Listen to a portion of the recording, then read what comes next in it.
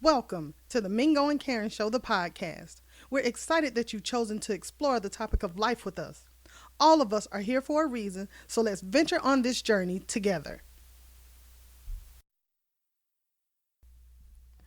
Each one of us has a destiny. So, what I want to challenge you on today is to go on a date with your destiny. And what that means is that, like, understanding your destiny means understanding the reason why you are here, your purpose for being on this earth. It's not just to make someone else happy. It's not just to go to work and just go through the routine every day. You were born here with a purpose. And so we just want to go over and discuss with you how we have gotten to the place where we understand that even this show is a part of our destiny because we feel it in our soul. It's not anything we have to put forth effort in terms of to do the actual talking that we do, but there are things that come along with it, like recording and, sometimes maybe editing. But we're here to talk about how you make your destiny your priority. And it's amazing to me that when people get to talking about their destiny, they talk about it as if they can't have one. Mm-hmm. They talk about it as if it's some fictional thing out of some storybook, Yeah. Destiny, everybody has a destiny. Yep. It just depends on whether you want to put in the work to get to one.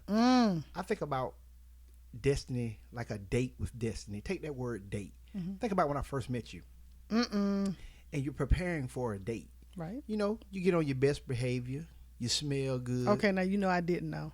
You look good. Thank you though, babe. But I wasn't dressed up is what I'm saying, y'all. Like, I just wanted him to like me for who I was. So I wore no makeup, and I didn't wear any makeup, and I wore like an old scrub suit or something on our first date. I was doing the most. But go ahead, babe. But that didn't matter to me. Oh, that didn't matter to me. I'm glad. That's why you the one. Well, so for me, but think about it though. A date. You really prepare for a date. You get mentally ready. You get physically ready. Yep. You get emotionally ready. Mm-hmm. Why can't you do that with your destiny? Why can't you smell your best? Okay, Destiny. Look your best. Yes. Get on your best behavior for your date with That's destiny. good. I mean, prepare for it. Yeah. Yeah. And I mean, you saying that, it makes it intentional. Yeah. It makes it where you have to be focused on it. You have to put effort in it, and you have to prioritize it, like you were saying, in order for it to be real in your life. You have to manifest your destiny because it's there. It's just whether or not we do something to actually bring it forth so that it's real and you can actually live it. And so I think the analogy you gave was great, because when you are preparing for that date, I mean, you really put a lot of thought into it. Oh yeah, you should. You really put a lot of thought into it. Think about how much effort. Oh, let's just go. You always say, babe, I'm so glad I'm not a woman. Like, we go to the... I am glad. 32,000 pants of the same color. No, not true, ladies. Boot cut, slim fit. Oh, God. Same pants. No, they have to give us choices. Uh-huh. But that's why men love ladies. You're right. That's why we love that we're men. All right, babe, whatever. But we have to, depending on what kind of date we're going on, right? If we're going on a fun date, we got to find clothes that are casual. Like, say if you go to the putt-putt place, or if you go bowling, you're not going to have on your little black dress with your stilettos on or whatever, right? I don't know. You might. Depends on what date it is. Wait, now, no. But you did. Yeah, I get what you're saying. So my point is just that we have to be methodical in how we do what we do as it pertains to a date, right? And how we prepare for those things. But how many of us have prepared for our destiny? How many of us take the time out to figure out what that even looks like? We get so consumed with our lives of, as parents raising our kids, or if you're a single person, just making sure that whatever it is, if you go on outings with friends, or if you go to dinner with friends, or whatever, we're focused on all of those things. And if we could put as much effort into our own selves, our own destiny, as we have, and as we do everything else, like our roles in life, role is in, like, I'm a mom, I'm a wife, I'm a sister, I'm a daughter, I'm an auntie, I'm a grandmother, right? If we put as much effort into being our destiny because our destiny really is exactly who we are. So it's safe to say you need to understand your destiny. You absolutely need to understand it, but you got to understand you first. Yeah, that's true. That's true. I mean, ain't nothing worse than being clueless out there talking about you looking for a destiny. Like, hey, looking Destiny, for you. where are you? Ooh. But, you know, so I was sharing with our oldest son this book, this kind of journal, and I only write like my dreams in it, my goals, things that I've wanted. And he was saying how, I mean, I got it like in 2010. So you look at 2019, it's amazing how consistent it is with exactly what it is that we're doing right now. Yeah. It's amazing how the podcast was in that book. Wow. It's amazing how writing was in that book because, you know, you think about it, I've been writing since I was in middle school, where it started with me writing my feelings down whenever I would get, you know, sad or I felt like I couldn't express something to my parents or whatever, right? And so I began to write stuff down. We, of course, have a book coming out soon, and I just didn't realize how important writing was to me. I didn't realize how important speaking was to me. I didn't realize how important it was for my voice to be heard and for me to be available to hear someone else's voice. Yeah, yeah. And so when I talk about my destiny, it's been there for a very long time. It's like an old friend. Yes, and it feels ironically familiar. And so the reason why I was saying you have to go within yourself to find it is because it's always been there. So think about it like this. I'm not saying make an imaginary friend. But what I am saying is, what if we gave destiny life? Now that was good. I mean, like, really, give it life. Oh, wow. It could be a he or a she, Mm-hmm. or it could be nothing at all. It could just Yes. be a presence. So when you're walking on your destiny, see, when you get up in the morning and go to what you're doing right now, destiny can go with you. You're the only person that knows it's there. Yeah, because I sure Right. talk a lot everywhere I go. But think about it. Think about this. Here's a tragedy. Some people ignore destiny for 30 years. Wow. Think about that. Because I believe everybody has dreams. Yep. And dreams doesn't mean entrepreneurship. Dreams doesn't mean speaking on big stages and singing and acting and dancing. Right. I do believe everybody has an innocence in them that wants something that just they want. But some people believe that their goal is to be a caregiver. So they, Like become nurses. well, but I'm talking about in the sense of they just take care of their family. Oh, okay. You know, they may be that go-to person in the family. So they feel like their destiny is to be that solid, stable person. But destiny is there with them too. Yeah, because you have to have, I get what you're saying. So in order for you to be a caretaker, it's something in you that has to have that level of care. Has to have that level of care. Whether you, like the example I gave was being a nurse, whether you are in a profession where you're a caretaker or Yeah. whether you do something like if, you know, your family member is sick, you go and take care of them. Absolutely. Or you cook dinner for them. Caregiving is amazing. Yeah, Whether you do it as a is. profession or you just have it naturally. Because there's a sacrifice that has to come with, if you think about it.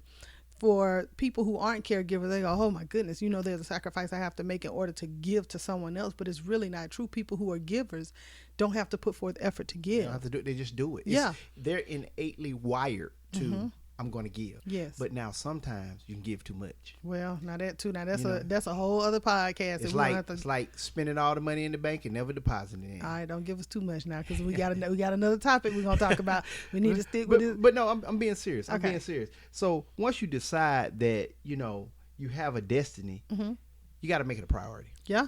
And making it a priority means sometimes you got to put you before other people. Dun dun dun dun. I heard Will Smith say one time on a video, he said, if Big Willie ain't straight, nobody is not straight. And when I first heard that, I didn't really understand it.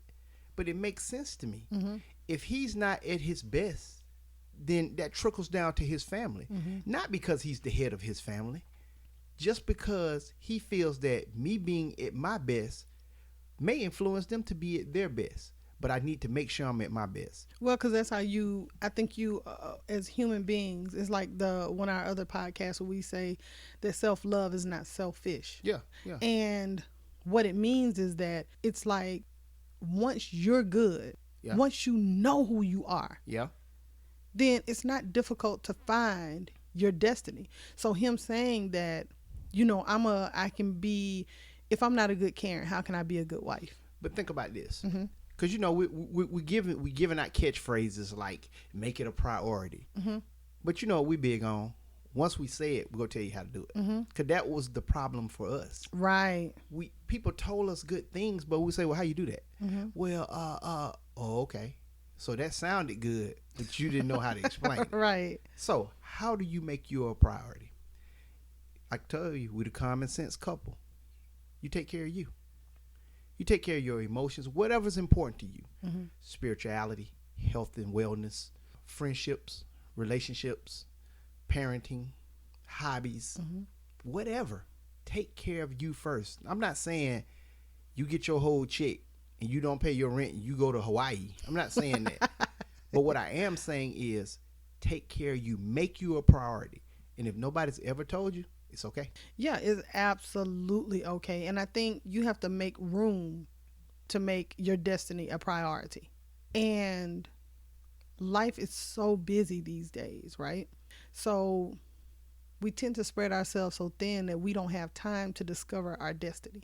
We don't have time to make it a priority. So let's just say, if making your destiny a priority means just removing something that's unnecessary, right?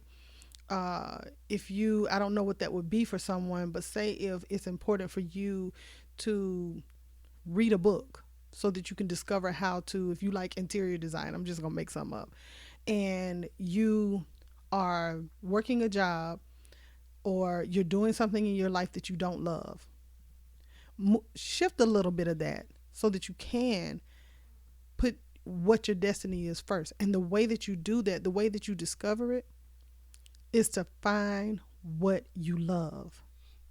I just thought about it in this moment. Mm-hmm. You got to be protective of your destiny. You do. I'm going to tell you why. Mm-hmm. For a person that's not living a destiny or even wants to follow a destiny, you tell it to the wrong person, they might flip it to a dream. Ooh, we're going to call them destiny killers. Yes. They may flip it to a dream. They might think it's a dream. And that's the difference. And so, dream killers, destiny killers. Yeah. Same thing.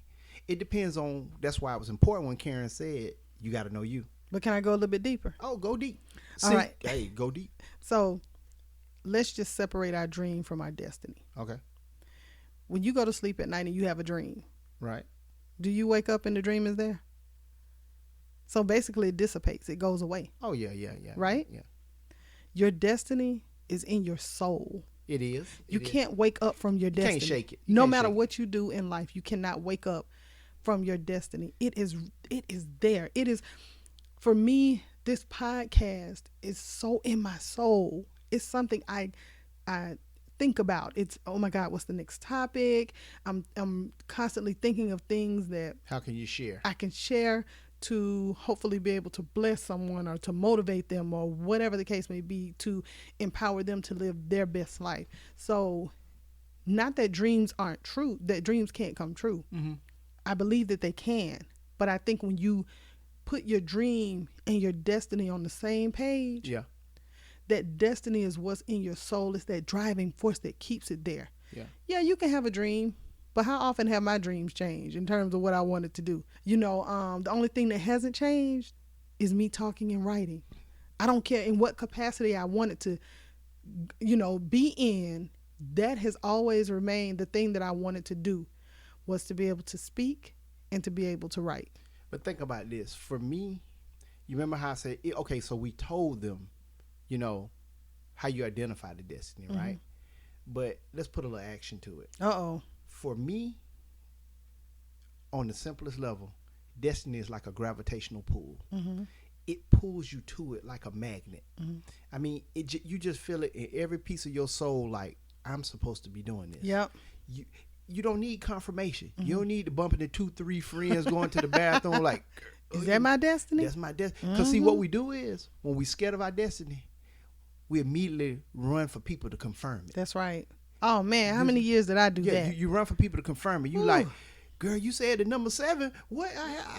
I've dreamed 7 different dreams. Right. You know, you're trying to tie it together. You're trying to pull it together. You know. But see, what people don't tell you about when it comes to destiny, there's also fear. It is. And fear is an imaginary thing. It is something meant to paralyze you. But your destiny can break through that. Yes. Because sometimes you'll do some things and you'll be like, I cannot believe that I did that. That's because your destiny is trying to show up. Your destiny is saying, this is you, Karen. This is you, Mingo. Not even our kids. They have their own destinies, even though they're from us. But I wish somebody would have told me this when I was 19. Because what I'm doing right now, what I'm feeling right now, sitting here with you right now, I dreamed this long before I met you. Oh, wow. You see what I'm saying? Yeah. Because you just know. You just know. And when you... Yeah, because my dad used to always say you could, he used to always say Mingo had the gift of gab and he could sell ice to an Eskimo. But guess what? I wasn't selling with her. The selling wasn't working. I had to show. And the point I'm making... Y'all better pay attention. But the point I'm making is, your destiny loves you. You got to treat it like it's something. Yeah. I'm not saying walk around and be sitting at your lunch break table having a whole conversation by yourself. That ain't what I'm saying. Yeah. I am saying that respect that destiny because it was a gift. Whatever you appreciate, whatever you look up to, whatever motivates you, whatever inspires you, whatever moves you, respect that. Probably put destiny there. Yeah. Accept destiny. Say, destiny, you know what? I want to go on a partnership with you. I don't want to fight with you no more. Yeah. Because if what I was doing, I wouldn't be feeling like this right now. I would be living my destiny. See, like Oprah Winfrey, she living her destiny. You know, don't be bringing up Oprah. You know, Oprah my auntie in my mind, for real. But I'm just saying, it's a lot of people. I can go on and on and on. I just use Oprah because Oprah is a being that transcends everything. Yeah. And everybody kind of has an idea who she is and what she's done. Yeah. So my point of that is that anybody who knows her story knows that she had to be friends with Destiny for a long time. Wow. I'm talking about for a long time. I hope she hears this podcast. I'm putting it in the universe. So she had an opportunity to just believe.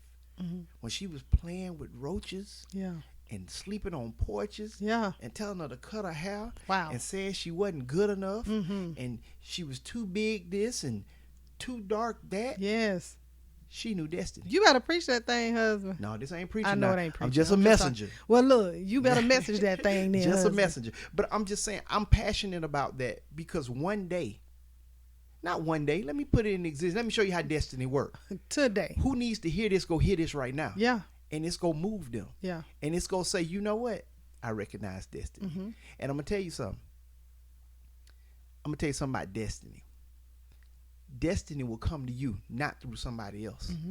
Somebody else ain't going to come up to you and say, hey, Karen, I had a dream about you last night and you were this painter. And you know good and well you can't paint. You just listen to what they got to say. And you know you never even thought about painting. Thank you for thinking of me. And I really appreciate that. Yep. When you turn off and walk off, you say, guess what? Their name is not Destiny. I'm so for real. I know. You got to be careful what you let be deposited into you. That's right. Your destiny is a feeling. You know it. And your destiny is in you. And when it shows up, it shows out. It's loud. It's proud. And it's happy to be there. See, the problem with us is people, we're ashamed of destiny. Yeah. Wow. Because everybody's destiny not the same. You and I are a married couple of almost 25 years in March. We have a joint destiny, but we also have a singular Individual. destiny. That's right. Because we were created singular. That's right.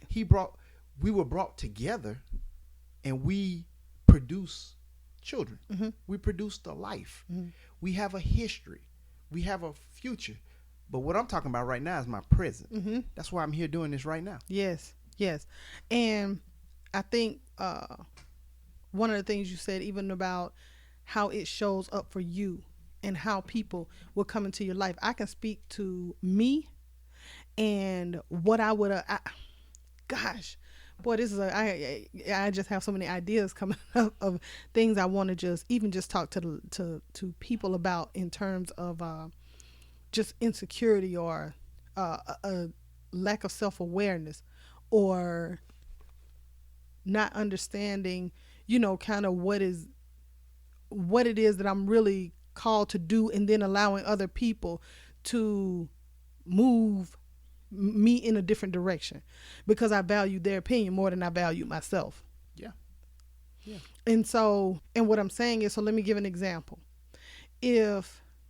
Now, dressing wise, clothes wise, I don't really care too much about that kind of stuff. Oh my God, what somebody's going to think about my outfit. That's never been me. But let's say me singing. My husband and my kids love to hear me sing. That's not, it's kind of especially when I was younger, a very insecure place for me. And so if someone else said, I'm not considering the fact that I've at least been given a gift to do something that really is not hard for me to do. Yeah. But I don't love to do it. Like, people who love to do it, that's their destiny and that's what they're doing. Mm-hmm. I don't necessarily love to do that. But if somebody said to me, and I say, oh man, I really want to sing this song, or I'm about to do a karaoke, and somebody says, well, you sure you want to do that? I mean, your voice kind of raspy. What if you can't, then I would take their doubt and allow it to affect the decisions that I made. And it's ironic because as strong as I am as a person, well, really the only people that could move me like that was more my family. Outside people I didn't really care about, but if it was somebody that I cared about and I valued their opinion, if somebody said to me, and this is why I think it's been so deferred over the years of me not even putting out my works as far as writing my book, right? Mm-hmm. I wrote my first book when I was 36. And it's because I was told, hey, why do you want to be a writer? Writers don't make money. You can't earn a living writing. And it's not true because plenty of people do it. But what I'm saying is I didn't nurture my own destiny. You see what I'm saying? I allowed someone else to alter my fate. We'll get into this on another podcast. Mm-hmm. People give advice based on their own fears. Yes, we've talked about that a lot. And that will happen. So, you just gave a great example of what direction we're going in this conversation. Mm-hmm. You have to nurture your destiny. Mm-hmm. You've been nurturing your destiny for years. Like you said, you've written books. Mm-hmm. You've written scripts. Yep. You've written countless number of songs. I have. I mean, all these different things, all these different talents that you've been blessed with on such a high level. You had to nurture it because we've told you, do it. I'm gonna say you can do anything. Yeah. Because I believe I can do anything. Mm-hmm. Other than sing, but I think I can sing. Babe, sometimes I know when you be singing, I'd be like, sing it, babe. See, I'm trying to pay you a compliment. Don't put my business in the streets. No, I'm just playing. You've always been a great encourager of me. I mean, straight up, real talk. You've always had my back, and even if I need to work on it, you care enough to say, hey, you know what? You need to work on that a little bit before you present that in front of somebody, because I always want you at your best. Yep.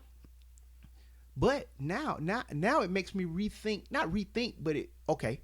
Remember what I said earlier about destiny? Mm-hmm. Why destiny can't have a support system? So the kids, y'all are a support system of my destiny. Mm-hmm. We are a support system of your destiny. Mm-hmm. Together as a couple, we are a support system of each one of our children's destiny. Yes.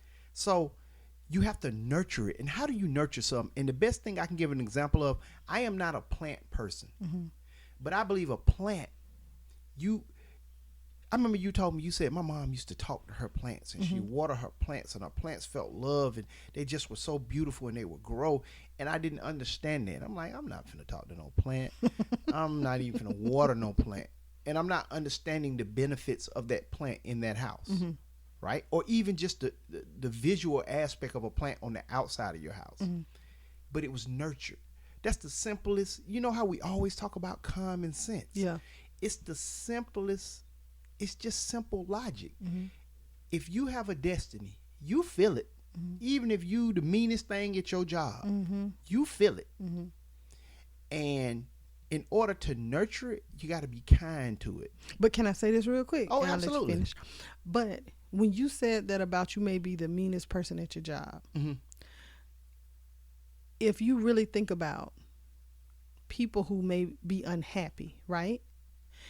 It may be because they're not living their destiny. See, you got it's a deeper level of frustration Yeah. there, because number one, they don't know their destiny, so they don't even know how to nurture it. And then being able to find people who support that. But go ahead. They don't have a plan. Mm-hmm. It's just like network marketing for your life. One thing about network marketing, if you don't get anything else done, you get a very big support system. Mm-hmm. And you find yourself on those conference calls or in those meetings with like-minded people. Yes. So when you're talking about a destiny, you can be in the company of like-minded people, Mm-hmm. but you all have to accept that you have a different destiny. But can we call those people? I got a name for us, What is y'all. that? Destiny advocates. Okay, so let's take destiny advocates. Mhm. Now remember though, they're people too. Yeah. So when you're looking for your destiny advocates, Mhm. now you don't want the destiny advocate that's your advocate till your destiny happened before theirs. People. Boy, then, they're people. then what is that? Yeah. What is that? Mhm.